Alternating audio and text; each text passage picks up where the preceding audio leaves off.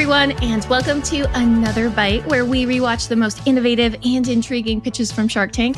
I'm Jorie, and I'm joined by the amazing, the astounding Ariel. Hey, everyone. Today in the tank, we have a product to die for. And no, I don't think it was Colonel Mustard with the candlestick in the library. It's a new spin on an old mystery. Will the sharks think it's spooktacular, or could they scare less? Oh my gosh, that's so We'll good. find out after something truly terrifying. Paid advertising. Finding a service solution that helps you better connect with customers and keep them happy can feel impossible. Like trying to remember the name of that guy you met at a networking event. Was it Ron? Or could it be Don? Or John? Maybe Sean? Yeah, that kind of impossible. HubSpot's all-new Service Hub can help. Well, in the service solution part, at least. It brings service and success together in one powerful platform for the first time ever. With an AI-powered help desk and an AI chatbot that handles frontline tickets fast. Plus, it comes with a customer success workspace that helps reps anticipate customer needs and a full 360 view of every customer. So your go-to-market team can keep a pulse on accounts trying to upsell or cross-sell. Also, you can scale support and drive revenue and retention. And you know what that means. Better service and happier customers at every stage of their journey. Visit HubSpot.com/service so you can do more with your customers today. Today in the tank, we have the Murder Mystery Company, and the Murder Mystery Company is brought to us by founder Scott, who is asking for $350,000 for 5% of his business, which is a whopping $7 million. Insane. And his company is, well, kind of self-explanatory. It is the Murder Mystery Company, a company that specializes in performing murder mystery games for parties. It's really like in that small party and corporate space, and currently located in 23 cities and has about 2,000 actors working part-time for the company. So thinking about our pitch, our product, and our founder, Ariel, what are your initial thoughts of the Murder Mystery Company? You know, I'm not going to lie, Jorie. I thought murder mysteries, secret meetup events, those types of activities are completely no longer relevant. Oh. I feel like those were a thing back in like 2017, 2018. But boy, was I wrong. I feel like when Scott actually went through his numbers, I think in terms of just sales, 7 million in sales for murder mystery parties. Like, holy crap. I feel like I've been sleeping on this. So overall, I think the initial concept, the fact that he is in so many different states and having so much distribution is a really strong proof of concept that like folks are really interested. Sure. I think the name Murder Mystery Company actually works really well in its favor from like an SEO perspective. Cause right, like that makes sense. Yeah. You're looking for like murder mystery events, and like if you have enough content, you find the company. Yeah, exactly. That has like this keyword mention, like it ranks up to the top. So I could see why they would have so much success.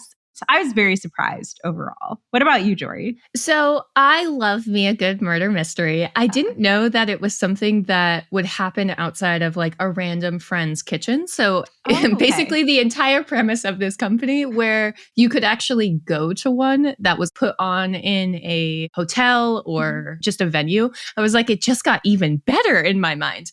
But I was curious because you just said it was like off trend. Maybe it's because of my COVID bubble, but it never lost the trend for me. So when you see a product, what are the markers to you that something is off trend or not something that's like in the public consciousness anymore? It's interesting that you mention your friends specifically and like hosting these types of events. We might just be nerds. Yeah, no, but I mean, you have like niche interests with your friends. So I think that's one of the first signs for me when I identify something as maybe like, hey, this is like out of trends. If you see like a lot of like little niche groups and like a lot of that community buzz first, I feel like that really builds a lot of momentum into some of these trends. So like totally fair. Definitely see how this caught on in around like COVID times when you're having like virtual happy hours with your friends. Yeah. So I think for me, that's like the biggest kind of telltale signs. You see more and more of those little niche groups kind of like popping up.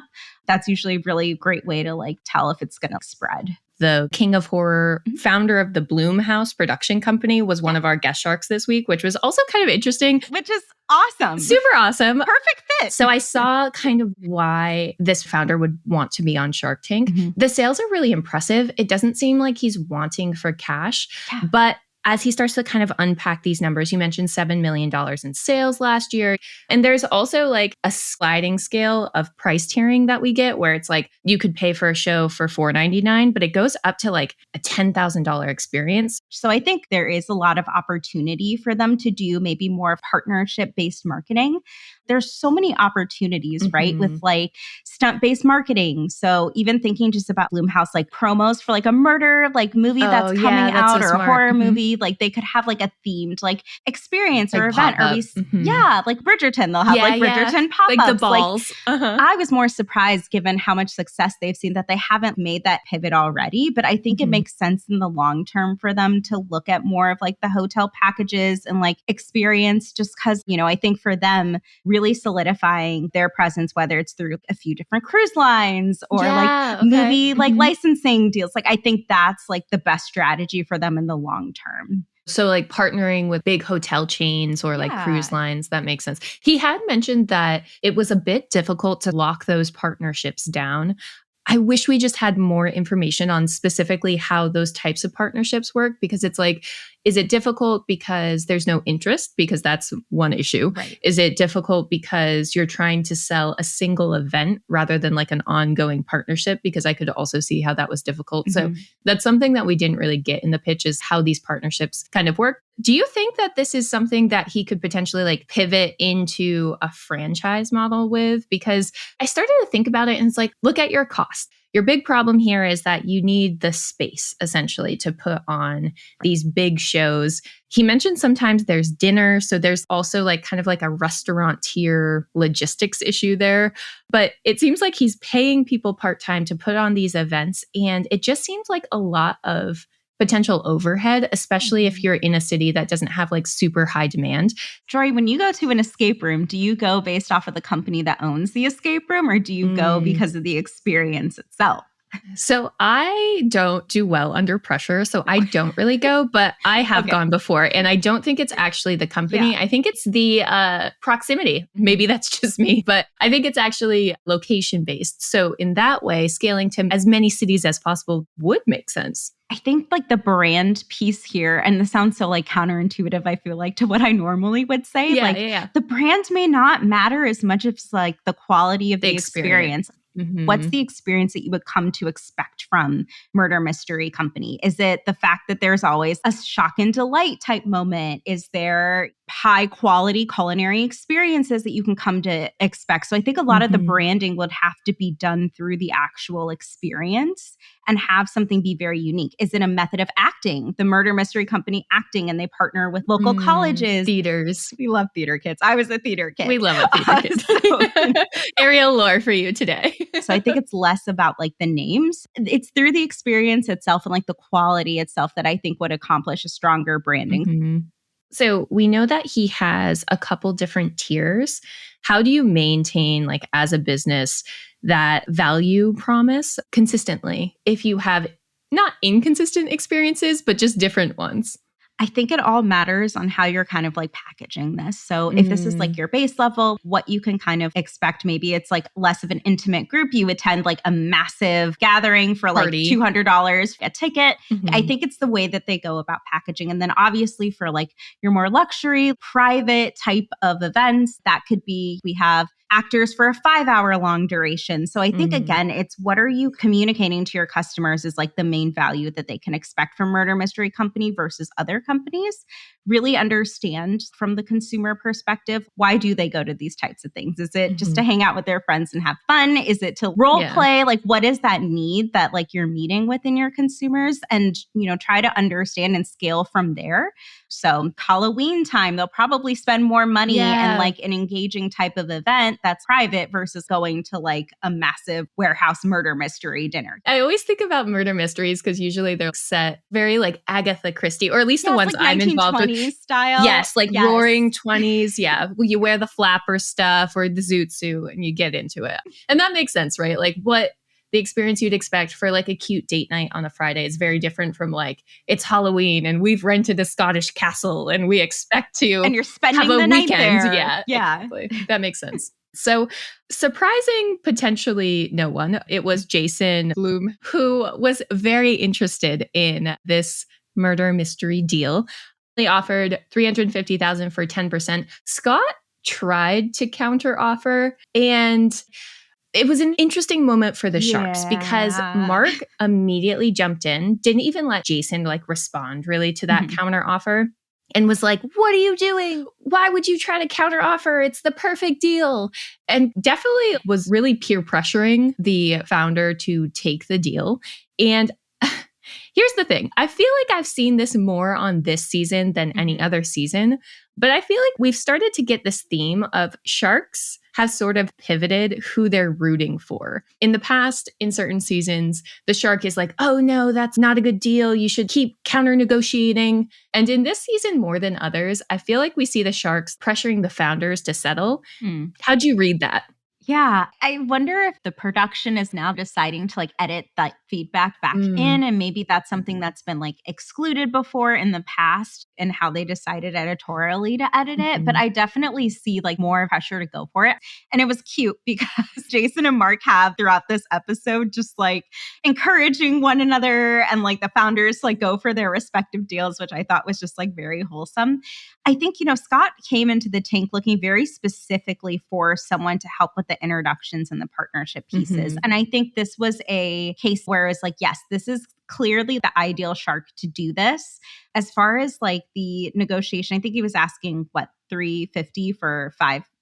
So, I mean, it is double the amount of equity, but given how much sales he's had and really that cost to acquire a famous movie director and that those relationships that come out of it, I think it was a fairly fair offer. And I saw Mark, kind of jumping in more so as trying to guide the founder a little bit more. He mentioned there's two types of pain you can feel. The first type of pain is giving up the equity versus the second type of pain, which is walking away from a deal and realizing you've messed up. Yeah, you weren't able to get what you came in for. We see more of the Sharks telling founders to really balance that out between, hey, you're coming on the show for a very certain reason and an end goal, and you have to kind of be willing to negotiate a little bit because 1 or 2 percentage points in equity may not be worth losing the deal at the end of the day.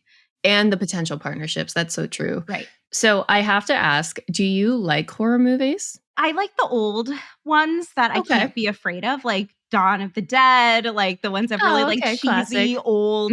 I don't like modern day horrors because they're too realistic and scare me. You could have just said no, right? Let me sound like a film snob for a little bit, okay, Jorie? You're like, I like Hitchcock, right? Okay.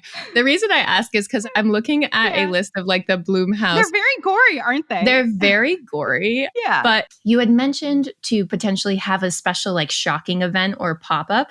And I was curious what you thought the recommendation for the first movie they should do this for, a murder mystery for a specific horror film. Yeah, let's do it. Because looking at these films, I feel like we have some serious contenders for a really good event. I think personally, if I had to choose from all of these movies, the new Friday Night at Freddy's movie could be a really fun one to set up a murder mystery. Five Nights at Freddy's. Yeah. Because you could have the actors dress up as the animatronics and you can see which one is the evil one. And it's family friendly. Kids love Five Nights at Freddy's. Okay, as a trend, also very bizarre. If we're being honest, very bizarre. Yeah. I feel of this production house, Sinister is probably the most popular and known franchise. Again, I think that starts to edge away from this idea of murder mystery. But what are your thoughts? What would be your event recommendation that you think this partnership would look amazing with? I like supernatural murder mystery. So Amityville Horror House, an actual remake of smart. that could be really fun, but you have to solve a mystery around. Really fun. I think, I love this idea of picking a movie and coming up with a murder mystery plot and script. Well, especially if they are able to lock down a partnership with a hotel or something. Can you imagine an Amityville horror held at a hotel and for one weekend. You have to survive the weekend. Exactly. I think it's really, really smart. I think this could be something. Look at us. Hire actors to walk through the hotel at night and stuff to scare you. Exactly. Oh my goodness. Exactly. I would 1,000%. I would totally go. I cry, but I go. Yeah. So Jason did offer that $350,000 for 10%. Mark did pressure the founder into taking it, and they did. But this definitely seems like a partnership that makes so much sense. Match made in, well, I can't say hell. heaven. Match made in hell. I don't know if we can say that either, but it's fine. It's probably fine.